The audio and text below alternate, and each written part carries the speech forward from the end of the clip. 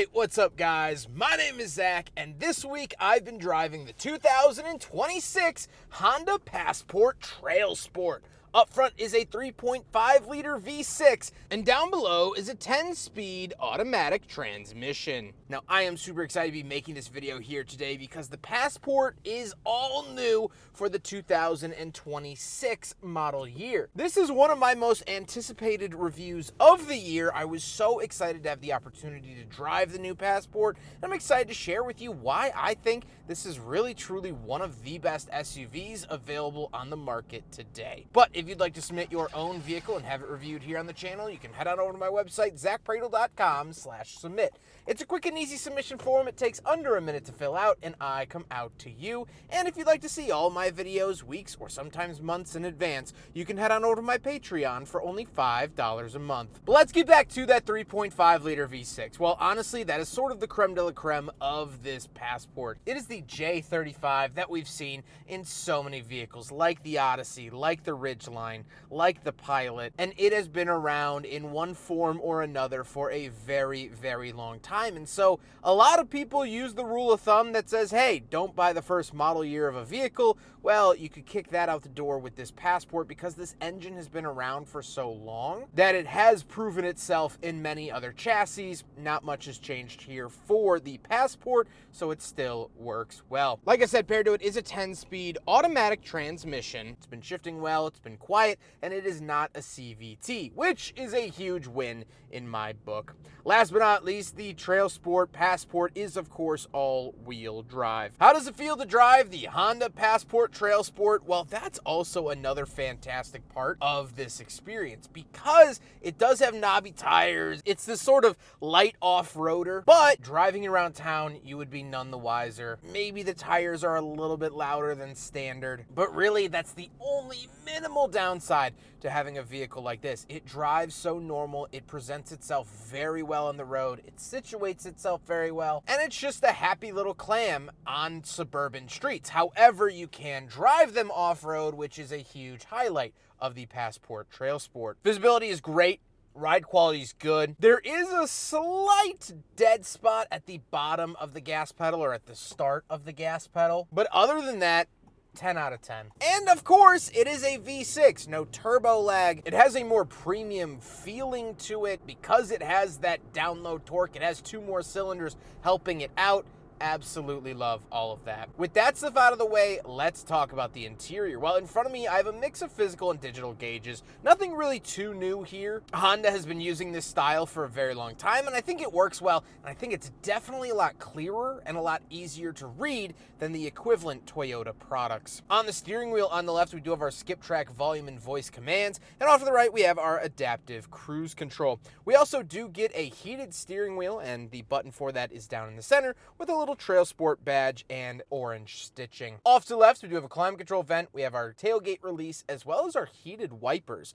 Very, very nice to see that, especially the day I'm filming this. It's about 17 degrees outside, so heated wipers are a must. And moving on to the door, not only do we have some nice materials, but we also have 2 levels of memory seats, power mirrors, power locks, and power windows. Moving into the center, we do have our infotainment display. This does have wireless Apple CarPlay and Android Auto, and again, this is the basic system from Honda. I think it's really easy to see, I think it's really easy to use, and I just enjoy it quite a bit. I think it works well enough. And we do have a 360 camera, which is fantastic. Love to see this with the off-roadiness. 360 cameras are nearly a must, and I like to see that. Down below, we do have the volume knob and also Passport across the interior. I like that little touch. We have 2 climate control vents with the hazard switch, and then the climate controls themselves. Of course, dual zone climate, heated and ventilated seats, and physical buttons. Here in 2026, physical climate controls are starting to become very rare.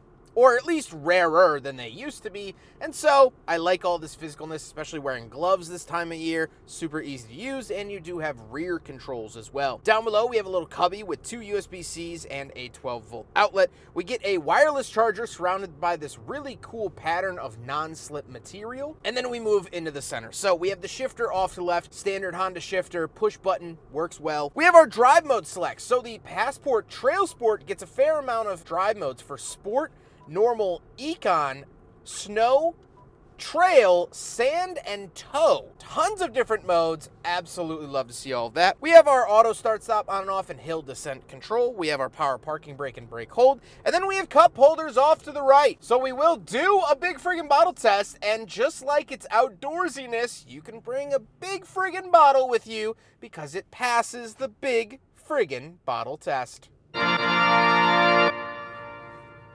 Then we do get a center console and the seats. Now, this is finished in a really nice brown. Absolutely love this. I think this makes the interior a million times more interesting. It's a nice place to be, and it still feels somewhat upscale, yet also outdoorsy. So I think it rides that fine line very, very well. However, speaking of seats, we do have back seats. So let's go do a back seat review. All right, getting in the back of the Honda Passport Trailsport. Lovely seats right off the bat, same material as found up front, but stepping inside. And we do get a lot of nice things down here, not only 2 climate control vents, but we have our own climate controls. We have rear heated seats, fan speed. We have a wall outlet, love to see that, and we have 2 USB-Cs. Tons to love down here.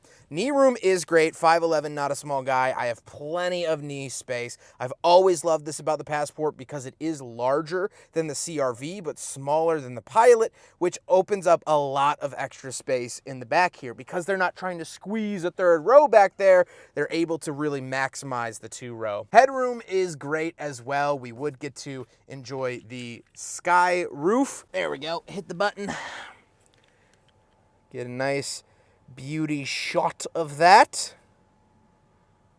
Lovely. Would love to go stargazing in a vehicle like this, and this is the kind of vehicle that would get you there as well. Even slouching down and pushing my knees out, still not hitting the seat in front of me. Of course, power windows and whatnot. We do get a sunshade. Love to see that little LED light up there. That's it. As I mentioned, this is my favorite size of SUV because it really is a comfortable 2-row. But when you start to add that 3rd row, then it sort of, pushes this up a little bit and pushes that back a little bit. And so it kind of creates a headache. In the Pilot, the 3rd row is good, but I much prefer being in the Passport because we're not trying to squeeze that 3rd row in. It's just us 2 rows. It's just us guys. So that is very, very nice. Let's hop into the back. We'll take a quick look at the trunk and cargo space, and then we'll talk about the looks. All right, coming around the back of the Honda Passport Trailsport, there is a button right there underneath the Honda logo, and it is a power-operated tailgate. Once we are in the back, plenty of space and plenty of things to love. Not only do we have a button to lower the tailgate as well, but we have another wall outlet. Absolutely love to see that. We have tons of storage cubbies off to the left and the right. Even down here, big storage cubbies. Fantastic. Handle down here, pull this up, we do get a spare tire. Another great feature. And if you look in the way back, you get some little mountains here for the Trailsport. Love to see that. Plenty of space. You can come around the side here. You have this, pull this down, and these do go flat. So very, very cool to see all of that. The space back here is so great, and honestly, it kind of reminds me of like when you see 2 people that don't have kids, and they're going on vacations, and they're buying cars and stuff, and you kind of realize like when you don't have to feed 4 people, you can kind of do other stuff. What I mean by that is that there's no 3rd row. That's the no children analogy. There's no 3rd row, so you have tons of space. You could do a bunch of different cool, fun activities back here and put lots of stuff back here because you're not trying to split the pot 4 ways, just 2 ways. So very, very nice to see that. Love that. We can hold it to set the height. So if you have like a really low garage, you can hold it like here, and then you'd press and hold that button, and it will only ever open up this high. Would be kind of annoying, but whatever. But we can hit it, and it will close on its own as well. Gotta love a power-operated tailgate.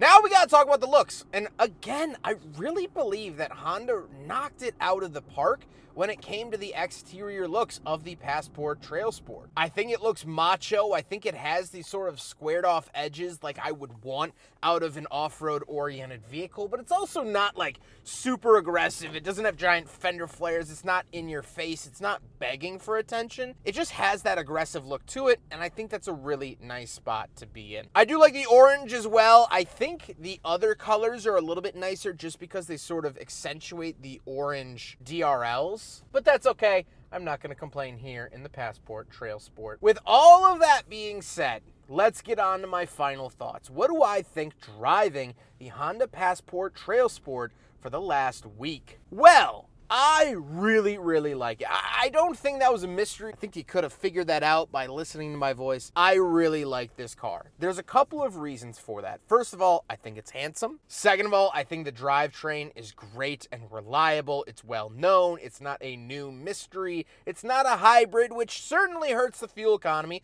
I've been averaging around 17 miles to the gallon, which isn't very pretty, I'll give you that. But it's a non-hybrid, so there's no big battery that will go bad. There's no extra fluff. It's not a turbo, so you don't have to worry about downpipes and turbos and stressing the engine out any more than it needs to be. It's reliable. It's great. It's a nice place to be in. I think the interior is sculpted well. And I was driving it on the way to this filming spot, and I genuinely thought to myself, yeah, I'd buy this. This is pretty much what I'm looking for in a form of a car. And there's a very popular YouTuber that kind of dogs on the Honda Passport Trailsport because he says that it's not a dedicated off-roader enough. He says that Honda didn't go hard enough with it. And I have to respectfully disagree. I'm a big fan of his, but I have to respectfully disagree because I think the soft off-roader market is very big. I want a car that looks like it can do a lot. I want a car that looks ready to go, ready to fight the world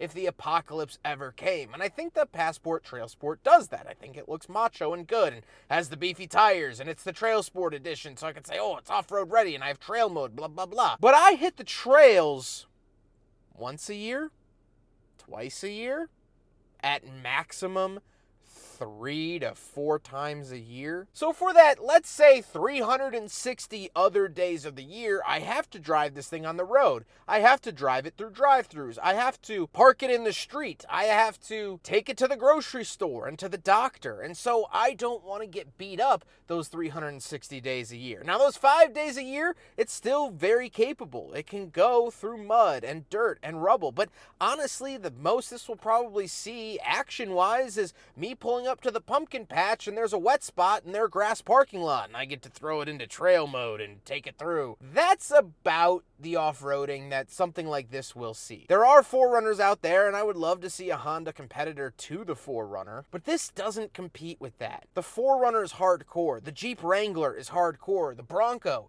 is hardcore, and there's a reason why daily driving those 3 vehicles is not very pleasurable. The 4Runner at the lower trims you could get away with, but this is sort of the mullet of on-road and off-road driving. Business in front and party in the back. It's able to live in both worlds. It's able to operate in both scenarios. And that's what makes the Trailsport so good. It gives you the idea that you own an off-road vehicle without sacrificing anything that you would when you actually own an off-road vehicle. Introduce me to someone with a Jeep that doesn't have back problems. It's easier to find a Princess Diana Beanie Baby in the trash than it is to find someone that actually enjoys driving a Wrangler. So this I enjoy driving. My back is fine. It's not a fine powder, and that's the difference. It can do everything, and I love that about it. I hope you guys enjoyed the video. Huge thank you to Honda for letting me borrow their Passport Trailsport. But not only that, this is actually my second loan of this Passport Trailsport. I was loaned this vehicle. I drove it once, and then due to health reasons, I couldn't film a video. I never drove it ever again. Honda picked it up from my house while I was in the hospital. And so Honda was gracious enough to actually loan me the vehicle again. This cost them money to now do 2 separate loans. That's not lost on me. So huge, huge, huge thank you to Honda. They've been absolutely wonderful through this whole process. I really appreciate them letting me drive it again, getting the loan a second time. Huge thank you to Drive Shop for facilitating the cleaning and delivery of this vehicle, and of course the Midwest Automotive Media Association. But I hope you guys enjoyed the video. Don't forget to rate the video, comment on the video, and subscribe if you really liked it. Take care, guys.